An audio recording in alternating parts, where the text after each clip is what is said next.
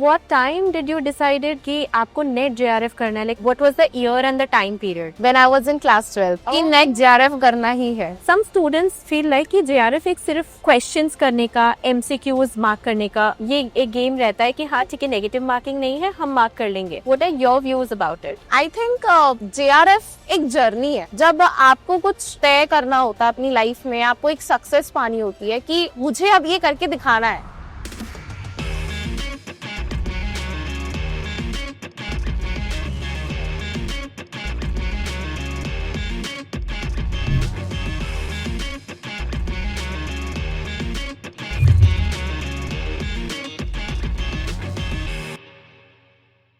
Hi everyone, I am Niharika Bhattani, your commerce faculty at Textbook.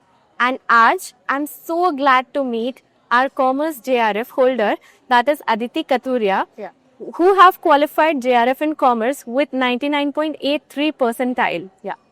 Thank you so much, ma'am. Thank you so much. How does it feel like to have a matching percentage like mine? Yeah. Correct. So correct, ma'am. So correct. It feels so wow. This feeling is supreme, actually. Being a JRF qualifier, it was not at all easy for me because everyone has some story behind that. So I have read somewhere in a reel कि एक लड़की की life में जो success होती है उसके पीछे हाथ नहीं होते, हाथ से होते हैं. So there was of course a story behind that कि JRF क्यों किया, किस लिए किया. So there were various things. तो मैं ये कहूँगी पहले I was in my first attempt I was just a net qualifier and this was my second attempt जिसमें मैंने JRF qualify किया. So net से JRF की तक की जर्नी काफी मुश्किल थी and finally with the help of ma'am मैंने finally ये कर लिया. I am so glad that and yes I have heard that हाथ नहीं हाथ से होते हैं. Would you like to share one little हादसा with us? Like what kind of obstacle, challenges which you have faced? Because कुछ बच्चे ऐसा सोचते हैं कि अच्छा ठीक है JRF आ गया तो इनके लिए तो बहुत ही easy होगा, हमारे लिए ही बहुत ज़्यादा मुश्किल है. So would you like to share one hiccup with us? Yeah, sure. So in 2019 I got an admission in University of Delhi. And I just enrolled myself in a graduation program. So I was so happy when I was in class 12 कि मुझे तो बस Delhi university चाहिए बस और कुछ नहीं. क्योंकि वो होता है ना कि आपके फ्रेंड्स सब ये कह रहे हैं कि यूनिवर्सिटी ऑफ दिल्ली में जाना है, बस नंबर ले आओ 90% से ऊपर. तो बस यही तय किया था कि हाँ यूनिवर्सिटी ऑफ दिल्ली में जाएंगे, मजे करेंगे, मौज करेंगे. बट किसको पता था कि बीच में कोविड आ जाएगा. तो कॉलेज लाइफ तो एंजॉय नहीं कर पाई मैं. बट उसके बाद जब 3 इयर्स खत्म हुए ग्रेजुएशन के, उसके बाद मैंने अपने आप को एनरोल किया मास्टर्स के प्रोग्राम में. I always wanted to do my studies regular. But the thing was हर जगह एंट्रेंस एग्जाम्स होते हैं. So I was not prepare for that because as you all know जितने भी कोविड बैच वाले बच्चे होंगे मुझे रिलेट कर पा रहे होंगे कि कोविड में किसी ने पढ़ाई नहीं करी. सो कैसे पॉसिबल होता कि मैं अपना एंट्रेंस एग्जाम क्लियर कर पाती. सो ऑफ कोर्स वो एक मेरी लाइफ का बहुत ही डाउन फेज था कि जब मेरे कॉम्पिटिटर्स थे, जो मेरे साथ के जो क्लासमेट्स थे जिन्होंने ग्रेजुएशन मेरे साथ करी, वो सब आगे बढ़ गए. कोई बैंगलोर जा रहा है, कोई हैदराबाद जा रहा है और कोई अपना स्टार्टअप रन कर रहा है just after graduation. So I was just feeling like कि मैं सिर्फ मास्टर्स कर रही हूँ, कुछ भी नहीं, only that to be from open. तो and along with that you were teaching in DU also? No, not that time. Actually, not that time. Yeah, okay. Yeah. So when I was like I just enrolled myself in masters कि चलो masters कर लेते क्योंकि year waste नहीं करना था. मेरी मम्मा ने कहा था कि बेटा ईयर वेस्ट मत करो रेगुलर के चक्कर में, नेक्स्ट ईयर ऑफ कोर्स फिर से देख लेंगे, बट अभी के लिए सिर्फ एनरोल कर दो ओपन यूनिवर्सिटी में. So I just enroll myself. So जब ओपन यूनिवर्सिटी में आप होते हो तो होता है ना कि आप सिर्फ घर पे बैठते हो एंड सिर्फ ऑनलाइन क्लासेस चल रही होती है. करेक्ट. सो वो अगेन जब आप एक घर पे बैठ जाते हो ना तो सीरियसली ये बहुत सही कहा गया है कि बंद दिमाग शैतान का घर, समथिंग. तो बहुत सारी ओवर थिंकिंग हो रही थी, depression, anxiety and so much thing. तो मेरे सिबलिंग्स जो है वो बहुत आगे बढ़ रहे थे अपनी लाइफ में। सो एक इंफीरियरिटी कॉम्प्लेक्स जो आता है ना, वो चीज बहुत ज्यादा मुझे चुभ गई थी कि नहीं यार, मैं अपनी 12th तक बहुत अच्छी स्टूडेंट थी, लाइक 90% स्कोर करने वाली बच्ची। ग्रेजुएशन में भी बहुत अच्छे नंबर आए थे मेरे। तो जब आप लाइफ में एक बैक आ जाता है ना, तो आपको ऐसा लगता है कि नहीं यार, सब आगे बढ़ रहे हैं। I was always superb in my life, academics में बहुत अच्छी थी। सो इस वजह से मुझे फिर ऐसा लगा कि नहीं, कुछ सही नहीं हो रहा। So this was like an inferiority complex as well as a competition with your siblings also. So in your family, who helped you out to come out of this? I will always say कि मेरी mom ने मुझे बहुत help out किया इस चीज में। उन्होंने ऑलवेज कहा कि कोई बात नहीं, ओपन से हो रहा है, इट्स ओके, तुम साथ साथ कुछ और ट्राई करो, कुछ और देखो, कुछ नया देखो। तो आई वाज ट्राइंग कि कुछ ना कुछ ट्राई करते हैं। काफी हाथ पैर मारे, तो फिर मैंने सोचा कि स्टार्ट करते हैं स्कूल की जर्नी से। तो I started as a school teacher in a school in my MCom journey. So I just went into a school, like कोई बहुत बड़ा स्कूल नहीं था, बिगिनर लेवल स्कूल था। तो मुझे लग रहा था कि क्या मैं सही कर रही हूँ, एक बहुत ही छोटी जगह से शुरुआत कर रही हूँ, क्या ये मेरी सही जगह है? नहीं, मुझे सीधे से नहीं लग रहा था। यस, सेल्फ डाउट हो रहा था। बिल्कुल मैम, बिल्कुल। तो मुझे डाउट हो रहा था कि नहीं यार, ये तो बहुत ही छोटी जगह है। मेरे फ्रेंड्स को देखो, बड़ा बड़ा स्टार्टअप कर रहे हैं, हैदराबाद जा रहे हैं, बैंगलोर जा रहे हैं, मुंबई जा रहे हैं। तो मैंने सोचा कि नहीं यार, जीरो से, घर पे जीरो बैठ के तो बेटर यही है ना कि कुछ छोटा सा ही सही कुछ तो करें। So at what time did you decided कि आपको नेट JRF करना है? Like what was the year and the time period? Net JRF तो हमेशा से यही था, when I was in class 12th, कि नेट JRF करना ही है। Okay, but with the series of events and COVID and all the things, जैसे मैंने बताया, hiccups आपके बहुत सारे आए थे। Yes. And वही inferiority complex, जो भी सारी चीजें थी, उन सबको ओवरकम करके, उन सबको बस उनके ऊपर स्टेप रख के and then you've grown up with so much of experience. So you have already taught in DU, you have taught in school, you have qualified already JRF, and now I'm sure you will be looking for PhD as well. Yeah, sure. So I just went into a school and I gave my interview and I got selected.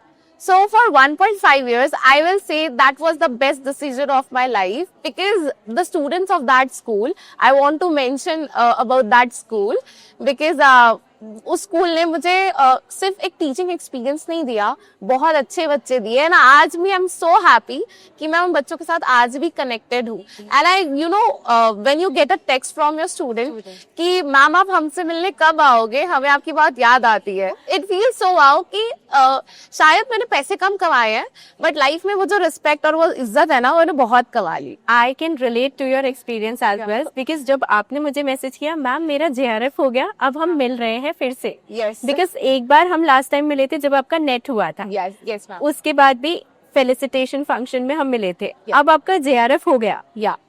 I was more than happy, so much. I was so glad कि आपकी मेहनत अब totally अब finally सफल हो गई, क्योंकि वो रात भर पढ़ना, वो प्लानिंग करना, वो स्ट्रैटेजी बनाना, वो अपने आप को रिमार्क्स देना, वो Excel sheets and classes, that is only the top notch students can do it. It's like some students feel like कि JRF एक सिर्फ क्वेश्चंस करने का, MCQs मार्क करने का ये एक गेम रहता है कि हाँ ठीक है, नेगेटिव मार्किंग नहीं है, हम मार्क कर लेंगे। What are your views about it? I think JRF एक जर्नी है, सीरियसली एक जर्नी है। जब आपको कुछ तय करना होता है अपनी लाइफ में, आपको एक सक्सेस पानी होती है कि मुझे अब ये करके दिखाना है, I want to crack this thing. हर कोई JRF नहीं कर सकता, एंड अगर आपको JRF करना है ना, तो उसके लिए आपको बहुत ज्यादा डिसिप्लिन और पेशेंस की जरूरत है। एंड आई थिंक मैम आप में बहुत पेशेंस है। सीरियसली मैं जब बच्चों के वो कमेंट्स देखती हूँ ना कि क्लास में ऐसे कमेंट्स करते हैं बच्चे, मैम इतनी शांति से, हर चीज से बहुत आराम से सबको बताती है कि बेटा ऐसे नहीं करना, ऐसे करना है। तो लाइक आई थिंक मैं उस सिचुएशन में तो अपना जो टेम्पर है ना वो खो बैठूंगी।